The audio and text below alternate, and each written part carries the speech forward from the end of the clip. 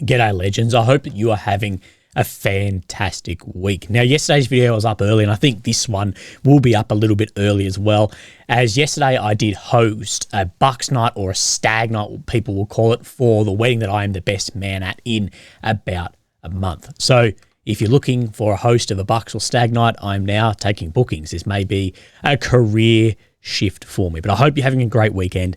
And look, we have a fair bit to go over today. We've got Avdiivka, we've got some tanks, we've got some fighter aircraft and new offensives now being pushed. Now, legends, you're probably aware that now Avdiivka has actually fallen. We knew that Avdiivka was going to fall, but we didn't think it would fall in one foul swoop like we have seen over only the past, say, 18 hours. We thought it may have taken a lot longer than this once it entered that city, that it would be more than like Bakhmut. Now, Avdiivka, in my opinion, and I think many others' opinion, was significantly more costly than Bakhmut was. And Bakhmut was, I think, a very defining point in this war. So Ukraine has withdrawn from Avdiivka, and we're going to go over how this happened, what the officials said, and what it actually looked like then on the ground, with some footage, with a little bit of everything. So, of course, this is Ukraine. We have Kyiv right in the center here. The red areas is what Russia has managed to get since the start of what it calls a special military operation on Feb 24th, 2022, coming up to that in next week. And then we're into the third year of war. And then we have the purple down here, which Russia has annexed since 2014, now on 10 years. Now, the map looks significantly different because I'm not actually used to seeing this. Now, this is Avdiivka here. This is how it is then looking today as Russia reached the outskirts of Lastachinki in here. Now, let's roll back to where we saw yesterday, and we spoke about how serious then this was. And I think I was fairly passionate that, look, this is not looking good. It hasn't been looking good for a very, very long time. We knew that people were getting stuck and that people could not already evacuate from this area, withdraw from this area as it was now, especially those wounded, injured in here, or out in pockets like we saw down in here near the Zenit. Now, yesterday we had this major collapse here as Ukraine started withdrawing out through the city. Many square kilometers then gained, and then to where then the map sits now, right on this outskirt in here, and Ukraine has withdrawn. We're going to look at the official statements, but if we bring this up, we can actually just see where the movement was from. But look, we're going to go from this road and see how far this really changed in 24 hours. So let's go out to here.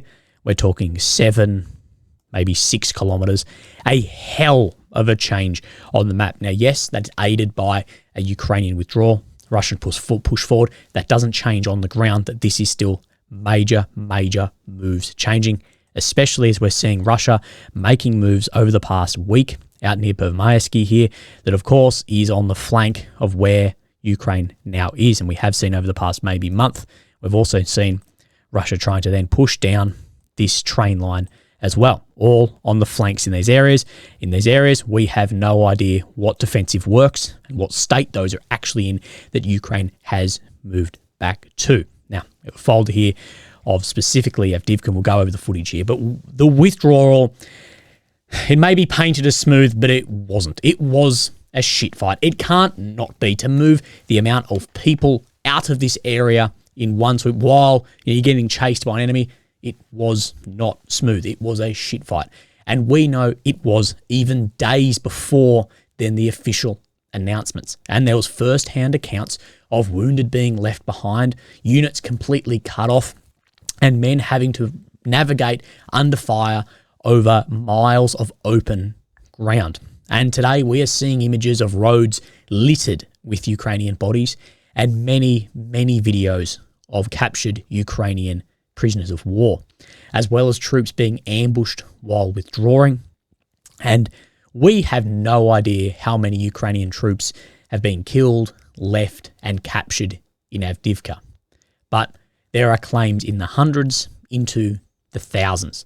And some of the videos we see include officers and soldiers of Ukraine's elite 3rd Assault, which was renamed out of Azov, who got sent in to then facilitate the withdrawal of the regular soldiers who were left in there. Ukraine just cannot afford to keep fighting like this. If the ammo shortages is a problem, then you'll need to find another way. Maybe defensive positions that you actually build up, they're fully entrenched, like the Surovikin line, that like we saw. These require significantly less ammunition and men to defend. Ukraine's main two problems are ammo and men. And I also hate to say it, but if the US won't send any more money, then you can't just keep sending your men into unwinnable massacres.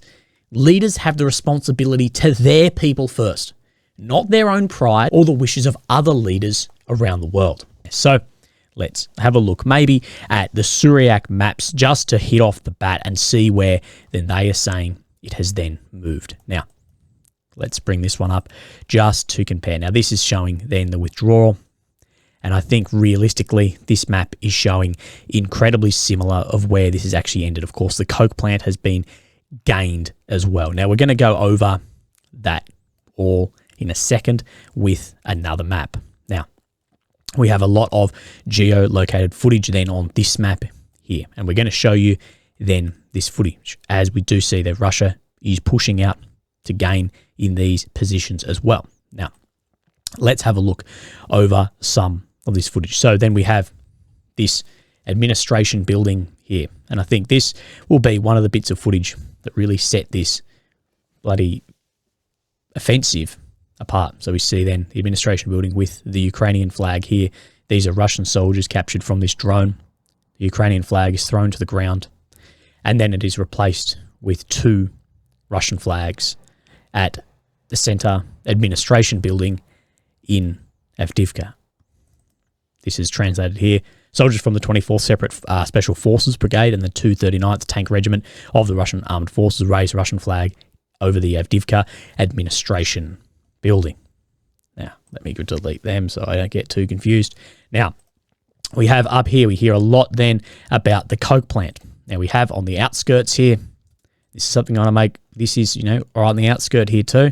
We have then drone footage coming in and Russian soldiers then hoisting bloody drones all over the place, then hoisting the Russian flag upon the top of the coke plant. So, and quickly here, Russian flag at the Avdiivka coke plant. So these are from multiple sources just to get where these actually are. Then we have down in the center, like right in the center of Avdiivka, we have this footage here of these Russian soldiers here. Now you can see as well, I think a lot of these guys are probably SF. So you're seeing things like cans on weapons, better uniforms, could be incorrect. I don't have then this translated, but more footage in here of the center of Avdiivka and the captured then railway station just to confirm on this sign where they actually are. So fighters from the assault detachment of the 35th Separatist Motorized Rifle Brigade of the Russian Armed Forces raised the Russian flag over the building, the Avdiivka railway station. As well, we have up here near this reservoir we've talked a lot about. This reservoir just to the east here was where Ukraine held its last high ground. Then we see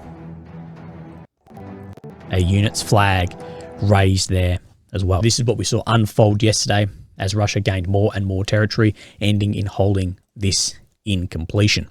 As well as this of these soldiers, now this translated says they turned off our water and we give you Avdiivka. Now, this is a throwback to what has happened down in Crimea and Donetsk, where the water has been turned off, then running in. So saying that they've given it back. Now, we do know down in Crimea, Russia actually did go to international courts as well to try and get this remunerated, but it didn't exactly go that way to plan. Now, let's have a look at what the generals were releasing as then this was happening. Look, we'll start with then Syrsky here, who's overall, other than Zelensky, the one down, who's in charge here. Based on the operational situation around Avdiivka, in order to avoid encirclement and preserve the lives and health of servicemen, I decided to withdraw our units from the city and move to defence on more favourable lines. We hear this a lot, more favourable lines. Where actually are they? What actually is being built up here? We know this encirclement has been happening now for weeks. Our soldiers performed their military duty with dignity, did everything possible to destroy the best Russian military units, inflict significant losses on the enemy in terms of manpower and equipment. We hear this again and again and again about this, and with Bakhmut, we're hearing we're staying here because this meat grind, we're wearing down the other side. We're taking measures to stabilise the situation and maintain our positions. The life of military personnel is the highest value. We will still return to Avdiivka. Glory to Ukraine. So saying that they will then move back through here at some time in an offensive campaign of their own. That said, the amount of soldiers that were lost here, that we knew this was going bad for a very, very long time, and the complaints from soldiers about the lack of defensive works that had been built in this area to actually defend as well, can question the legitimacy of some of the claims around looking after their own lives of guys in here. Now, this General Tarnavsky here, he's in charge of then this area, and this is going to then be in order of how it happened yesterday. After many months of confrontation, command decided to withdraw from the zenith position in the southeastern outskirts of Avdiivka. We held this position as long as it was allowed us to effectively restrain and destroy the enemy. So this was right down in here where we saw that first close up then yesterday, and the guys left behind. Now it escalated over the day to this. So situation Avdiivka as of 1500 on the 16th. The Avdiivka direction of Donetsk region is the hottest along the entire length of the Russian-Ukrainian front line. Fierce fighting continues within the city of Avdiivka. The enemy inflicts massive bombardments day and night, does not stop assaults simultaneously from several directions. In order to expand logistics and corridors, raids and strikes are carried out in the Avdiivka area. Logistics is working by the order of the Commander-in-Chief of the Armed Forces, Risky, who we just spoke about. The defenders of Avdiivka are being supplied with ammunition and other weapons in increased quantities. It should have been maximal straight away.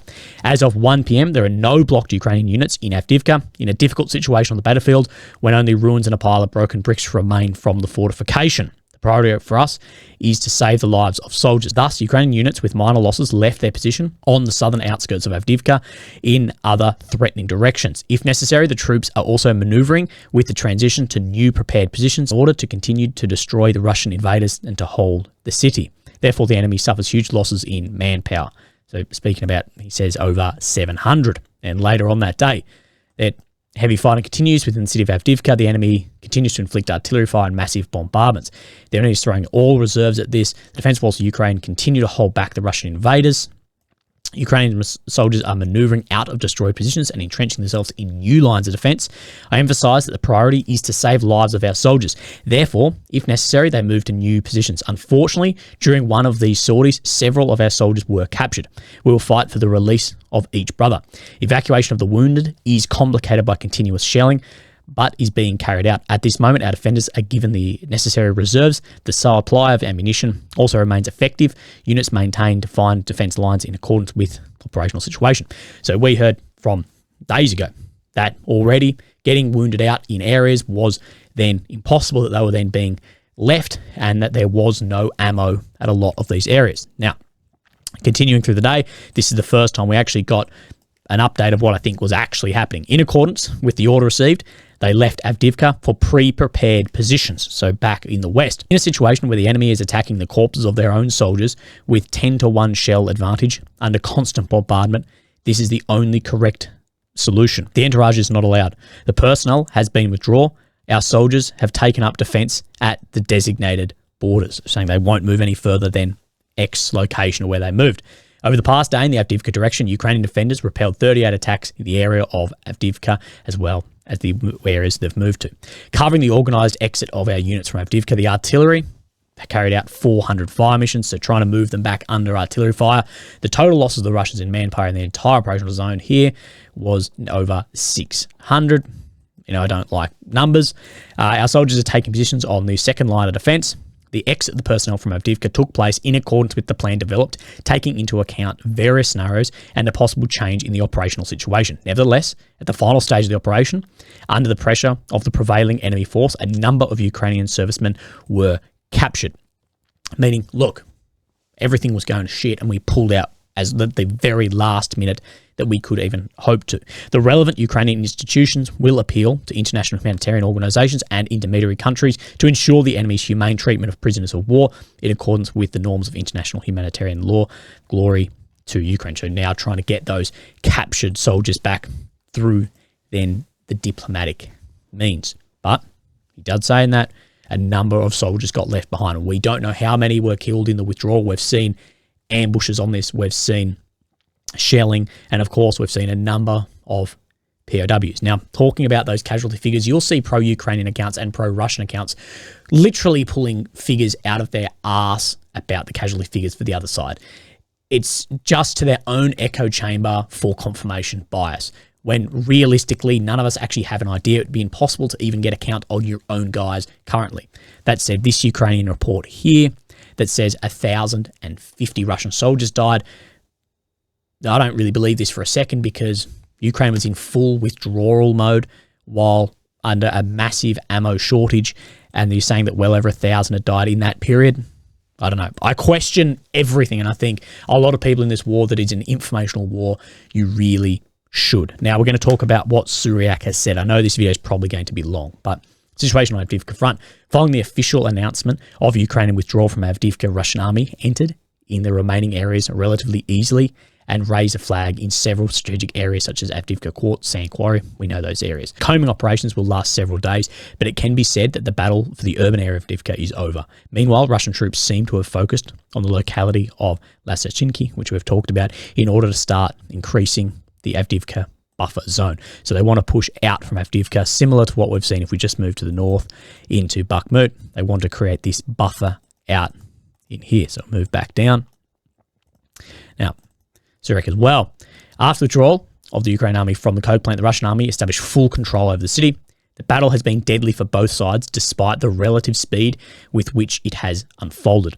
Peaking in October, when Russian troops had to make a series of unsuccessful attacks to reach the railway line and establish fire control over part of the supply routes into the city. And in February, when Ukrainian troops lost hundreds of troops due to heavy bombardment by the Russian Air Force, especially from those FAB bombs. The Azov 3rd Separate Assault Brigade has been one of the most damaged in spite of its short time of deployment in the city. A great part of its components have perished. We saw this. 3rd Assault used to be Azov. Azov in Mariupol got drawn in as well. We're going to talk exactly about that in a second. As it can be shown in the videos that have appeared in the last hours, and whose brutality in the images prevents us from publishing them, apparently many of the Ukrainian soldiers were unable to leave the city because the withdrawal was announced too late for many of them. The troops that started to leave a week ago were more fortunate. Battle of Avdiivka is a Russian victory in the strategic sense, as it allows to increase the buffer zone of the Donetsk capital and to free the number of troops dedicated to the most strengthened point in the Donbass front. And on the other hand, and for propaganda, as the capture of Avdiivka means the end of the bombardment of the Donbass front. And saying here, of course, there were thousands of Russian troops pushing on Avdiivka, as it was one of Ukraine's most heavily fortified positions. Remember, this purple, this has been since 2014, heavily fortified, that then now they can disperse to other areas on the front line. A lot easier to hold this than to get actually into here. So you're going to see a dispersion of experienced soldiers then all over the front line. With the withdrawal from Avdiivka, Ukrainian forces have withdrawn to localities west of the city around the defensive line of this axis. Taking advantage of the Ukrainians' disorganized retreat, Russian forces reached the outskirts of Lysychansk with the aim of taking it before the defenders' reorganization, allowing the later capture of Avdiivka, exposing from the north. However, a collapse of the Ukrainian troops is not expected, as some have mentioned on social media. The war of attrition continues. So we haven't seen a full collapse here, but we have seen a big movement. If it wasn't for the beginning of withdrawal from Avdiivka 10 days ago, more Ukrainian soldiers would have died or been captured. Now, this was only rumours, but we knew these rumours were true, that Ukraine had started pulling some guys out, but you can't pull everyone out at once, of course. It will collapse like it did yesterday. This wasn't announced officially until yesterday. However, what was reported is what I got from the ground and not from the office. And talks about people trying to then block Syriac for, I believe, doing good and fair reporting. So Avdiivka, we thought this was going to take a lot longer. We had this from the 8th February. Russia is almost certain to continue offensive pressure in this area over the next several weeks, heavily leveraging tactical air power to support its effort.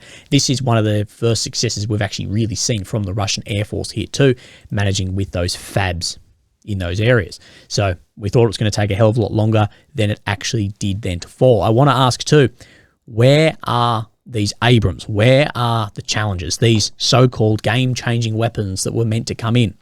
Where are they? We're not seeing them. We have not seen them operate anywhere on the front line. I think they're just being used well behind the line to protect them for a lot of reasons. as well. They're just being used as a glorified artillery piece, I believe, not used in its normal MBT position. But there should be a bucket load of ammo for these. These, the AMX, they're the only ones using 120 mil on the front. We know they're short of 155, 122 other, munitions, but there should be a heap of 120 mil if these aren't being used. And we hear there's ammo shortage. In desperation times, why are we not then seeing these on the front line? No other system use that type of ammo but them, especially for the Challengers. The Challengers have their own ammo because it's a bloody rifled barrel. Yeah.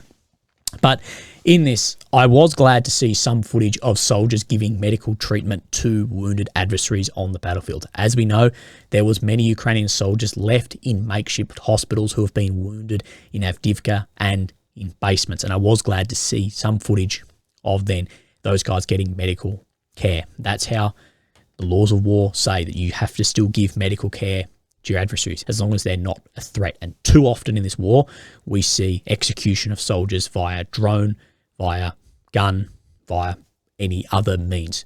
Just too much of it. So the attack on Avdiivka was actually commanded by this bloke, General Andriy Mordozhnev. Now, for all of Russia's command issues, this bloke actually seems to be one of the best. Now, he had both taken Mariupol and Avdiivka. And, of course, Mariupol was huge for Third Assault. Well, as of at the time before they had to rechange the name to get some more funding in there. And not only did he achieve outmaneuvering Ukraine, but he achieved the semi-encirclement that then drew Ukraine to commit more highly trained units into these areas to then facilitate a withdrawal. The exact same thing happened then in Mariupol from then this guy. So credit where credit's due. He's commanded 2 successful large-scale attacks. And Russia has very slowly, but has shown it is adapting to a more modern battlefield and is fixing the issues that it started with. And it has basically fixed the main issue that are affecting both sides. And this is shell shortage. What we saw this time last year was Russia was saying we just don't have enough shells. Next thing, cheap North Korean ammo came in, cheap Iranian drones came in, and have seemed to fix the problem with 10-to-1 overmatch of shells somewhere like Avdiivka. One of the big problems we have in the West is to make anything, let alone ammunition, is incredibly expensive. We can never do it as cheap as North Korea or China. Therefore, we just cannot get the shells in that Ukraine is requiring. Let's look at what Rustem Umerov from Ukraine has said. Our lessons learned regarding Avdiivka. Modern air defense systems are needed so that the enemy cannot use guided bombs. Long-range weapons are needed to destroy enemy fortifications. Artillery shells are required. So you're saying that you need everything. I'm constantly working on it. Fortifications, we build and strengthen them. The decision to protect people is right. We will return Avdiivka. These fortifications should have been built in areas a long time ago. We know fortifications work, and we know one of the main complaints of guys on the front line is that fortifications are not built and not ready for stepping into the fold. As well, Institute Study of War from back in the day saying that, of course, Russia capture of Avdiivka would not be operationally significant, although it is still operationally significant. And the White House today released this about then the ammo. Biden had called Zelensky today to underscore the United States' commitment to continue supporting Ukraine ahead of the 2-year anniversary of Russia's brutal invasion. This morning, Ukraine's military was forced to withdraw from Avdiivka after Ukrainian soldiers had to ration ammunition due to dwindling supplies as a result of congressional inaction, resulting in Russia's first notable gains in months. I'd say it's the only notable gains in the war since Bakhmut.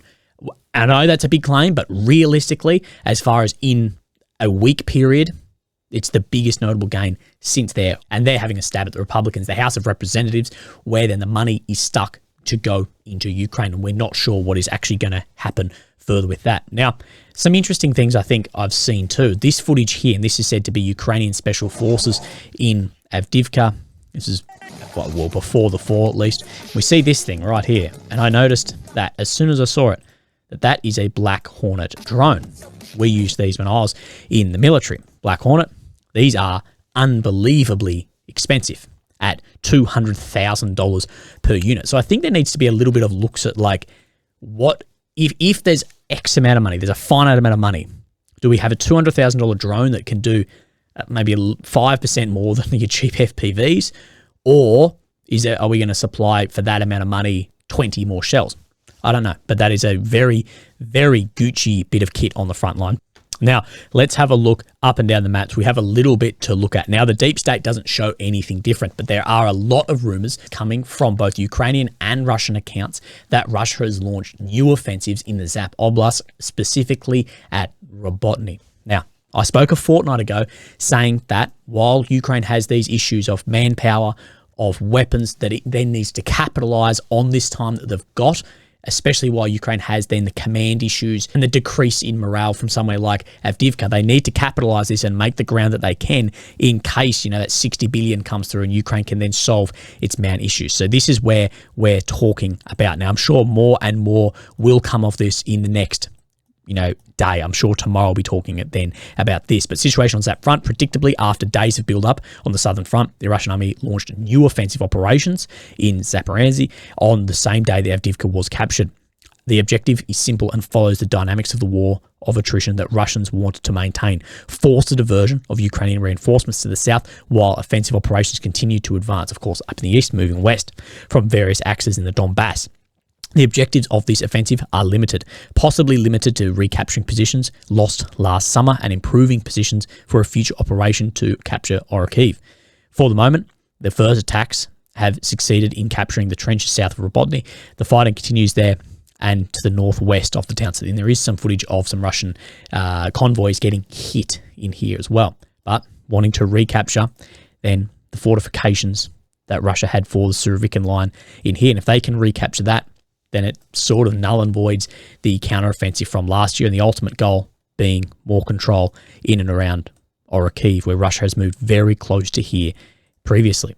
We also have, I actually lied, I said that there wasn't a change on the deep state. There is actually one up here near Terny. On the same day that Avdiivka collapsed, we did then see Russia made gains out towards Terny as well. And then this is backed up by Suryak here, that after 10 days of positional battles, Russian army achieved new gains towards Terny, reaching position 1.2 kilometers from the locality. So getting closer and closer. And, like we've spoken about, once there is a break in here, then we'll have a natural border for Russia down here, very similar to where we see in the Dnipro River as well. So let's talk about the Leopard tank that then we saw yesterday. So the footage we saw yesterday, and we made the comment that as these guys left, the hatches then were left open from this vehicle then being stuck. We said within 24, 48 hours, we'll see things getting dropped in them.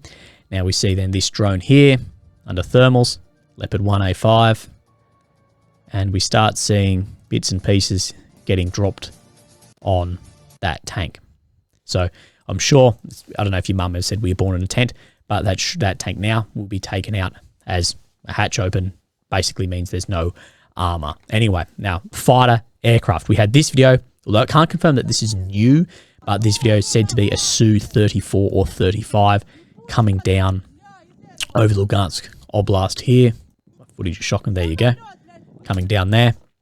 And then Ukraine had then reported with this top report that it was two 34s and one Su-35. Then fighter bomber put this up. The Su-34s are all at home and operating normally. No losses. It's unclear about the Su-35. They're sorting it out. All pilots are at home, alive and healthy. We sorted out the 35. Nothing new. Everything is as usual. There is something unshakable in this world, unfortunately. Oh, well, the crests are idiots. This is almost unshakable. So it's being reported that these two made it back. This one, they're saying, Russians saying, actually, again, their air defense shot down another one of their own planes, but saying that then the pilot then ejected and was rescued. And then this has come up in the Wagner PMC thing as well. A good end to the bad news. The pilot of the Su-35 of the Russian Aerospace Forces, who was shot down by our own air defense today, was saved by a special forces group from the friendly blah, blah, blah. Neither 2 years of war or a significant proportion of the landed aircraft crashed are the work of our own hands, nor the extreme situations with our own A-50s, Il-22s landed by the Russian Aerospace Forces over the Sea of Azov should be prevented from friendly fire incidents. We see the SF team, and this is the parachute and the helmet of the pilot, of which they say they have rescued here as well. Again, we never really know with a lot of this. Now, we know that there is an ammo shortage bloody everywhere, and that Biden is pushing incredibly hard on this. The bipartisan national security bill sends a clear message to Ukrainians. and to our partners and to our allies around the world. We never bow down to anyone, and certainly not Vladimir Putin. Congress must act. So pushing on those Republican members currently holding that up. Zelensky has then spoken in Germany about this. Ukrainians have proven that we can force Russia to retreat.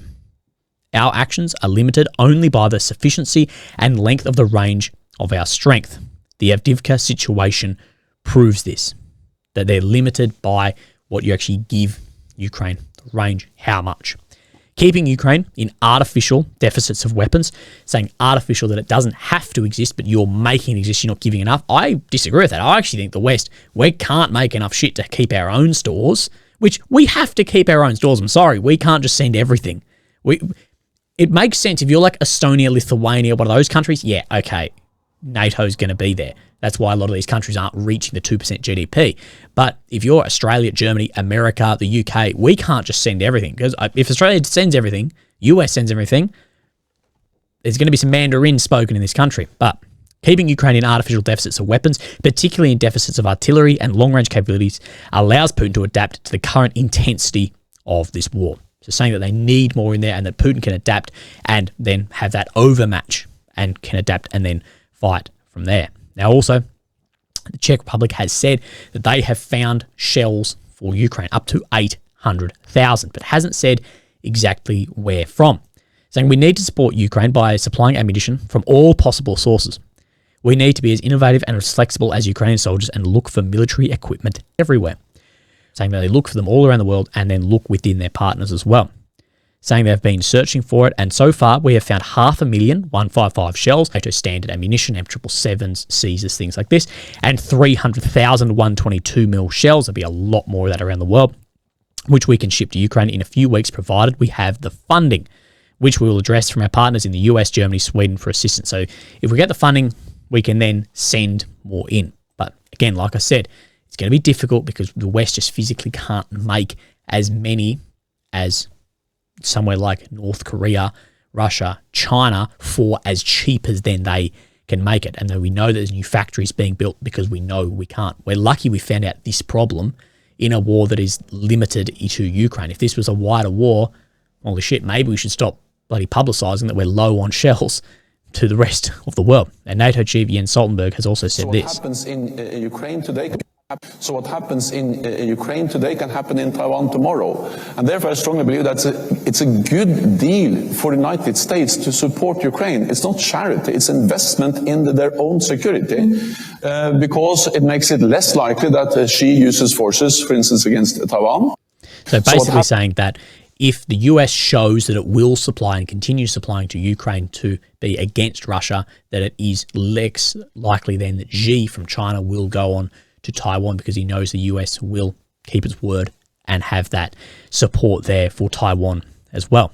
That said, people have said again and again, have thrown out, are we waiting to see a lack of supplies in the West for then China to do that? How the popularity of defense of that be when already defense in Ukraine is struggling when you're coming from the US? And what we're going to continue seeing while ammo is limited is a further informational push that Russia poses a threat to NATO and the US, and a further discredit of the Republicans, in particular Speaker John McCarthy and the former President Donald Trump. You'll see their absolute shit canning of this to try and discredit these guys, which I actually don't think is working in America. I actually think that is then backfiring, and this that Russia poses a threat onto NATO and the US, I just don't think people are really believing that. And there's no real evidence to actually back up that we're going to have Russian troops fighting US troops, because I think this is falling on more and more deaf ears, especially after this initial reporting that Russia was strategically defeated. They were fighting with shovels. They had no missiles. They had nothing. And then last week we have they're launching space nukes, and we're seeing Russia have major successes on the battlefield. I think people are going, well, what is it? What is it? Where does its actual truth lie? That's why you come to this channel. But I hope we don't. But I think it is very likely that we will see further false flag attacks happen in this war to gain traction to further then this narrative. And I have a friend raised this concern with me a while back at what happens when we see things get really desperate. Will we start seeing false flag attacks? And I hope we don't, because we don't know how much that will have a lasting effect. And I'm thinking of some of the aspects we see around these countries. But legends, I hope that you are having a fantastic day, and I'll speak to you tomorrow. Thank you. Bye-bye.